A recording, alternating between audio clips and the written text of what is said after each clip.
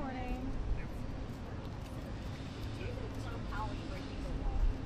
Look, we have substantial questions with the testimony they gave to the Hill in response to questions about the building. He has articulated that there have been material changes to the National Capital Planning proposal that was approved, and so we want to get to the bottom of his statements as compared to the various parts of the plan. That was the nature of my letter yesterday. Those are the types of questions that the Commission will be asking in the coming weeks. If that project is found not to be in compliance with the National Capital Planning Act, what else is required? This is about the renovations that are occurring, the extent to which they are largesse. The cost that we're talking about is now $2.5 billion.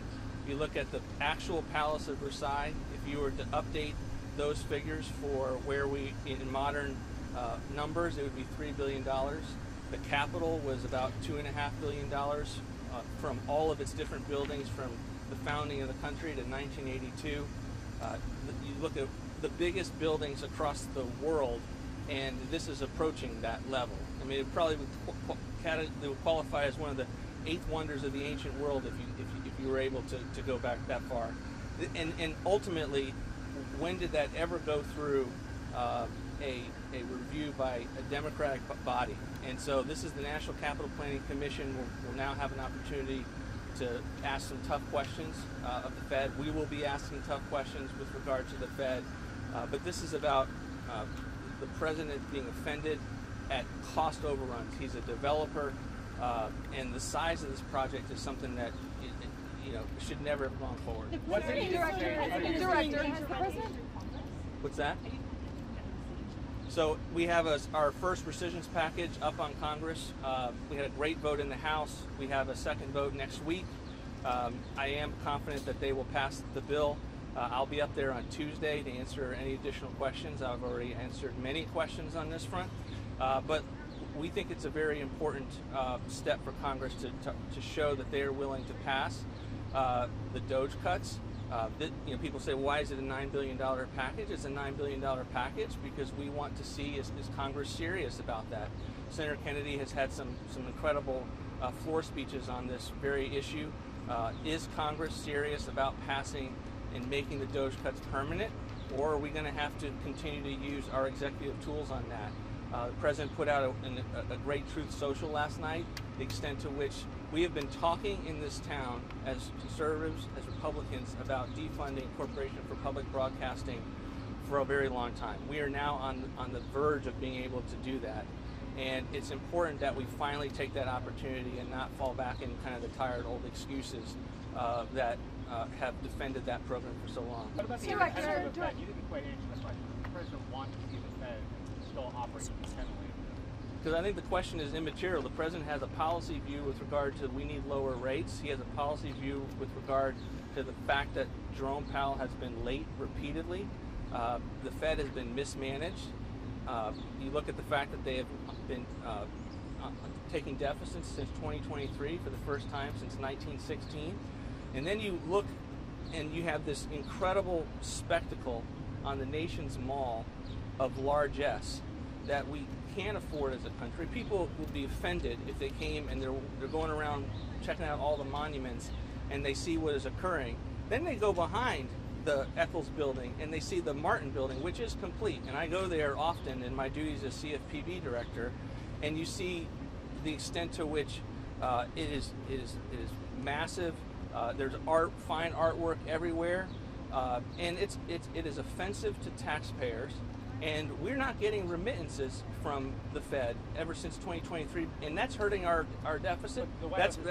That's creating a situation where we have higher interest costs as a country, and it's just a series of mismanagement. So I know you guys want to make it more about a metaphysical question about the independence of the Fed. This is about the extent to which this building, this renovation project, is horrifying from a cost perspective.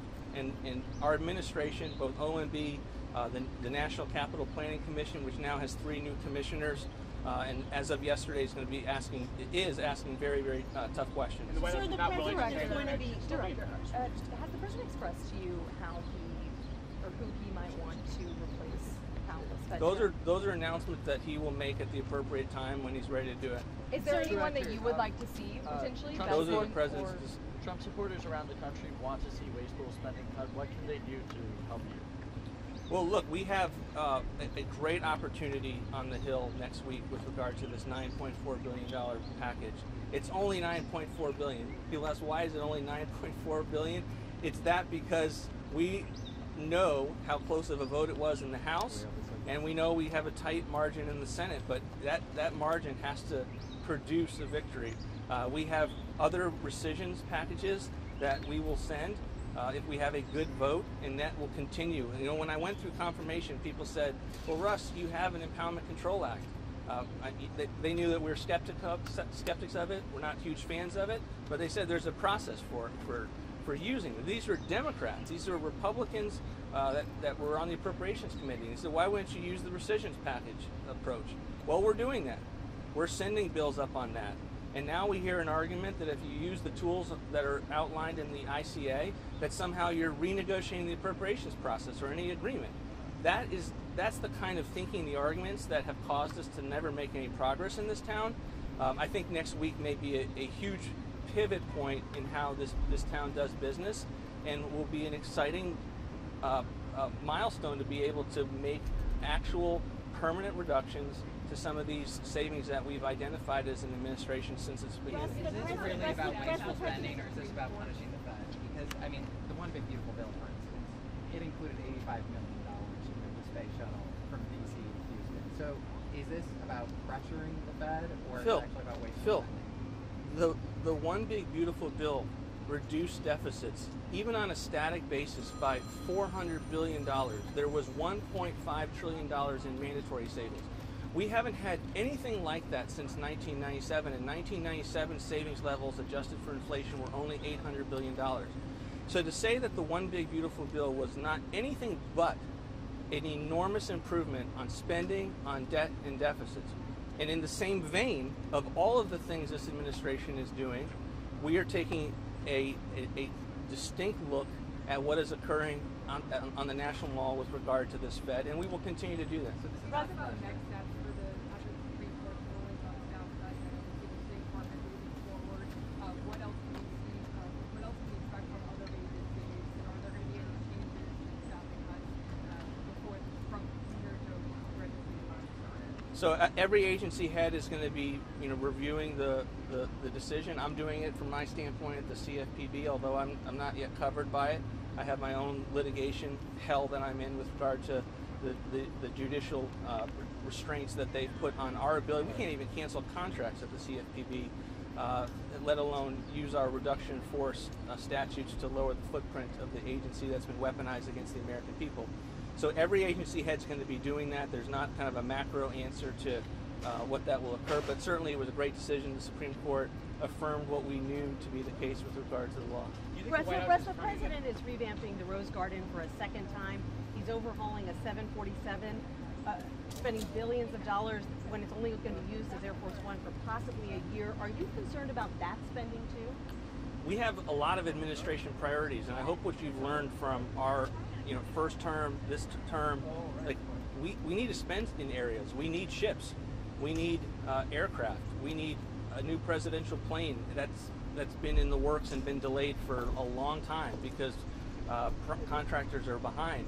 And so that doesn't mean we don't spend where we need to spend, but we've always offered up a fiscal picture that gets to balance, that reduces the deficit, that deals with our debt, and we're doing it in a host of ways in this term, and so that won't change. So we will continue to, we sent up a budget that was $163 billion in cuts to non-defense discretionary spending. We also asked for a sizable increase to the border. We need to spend in certain areas to secure the country, to perform the functions of the government, and to make sure that we are investing where we need to invest.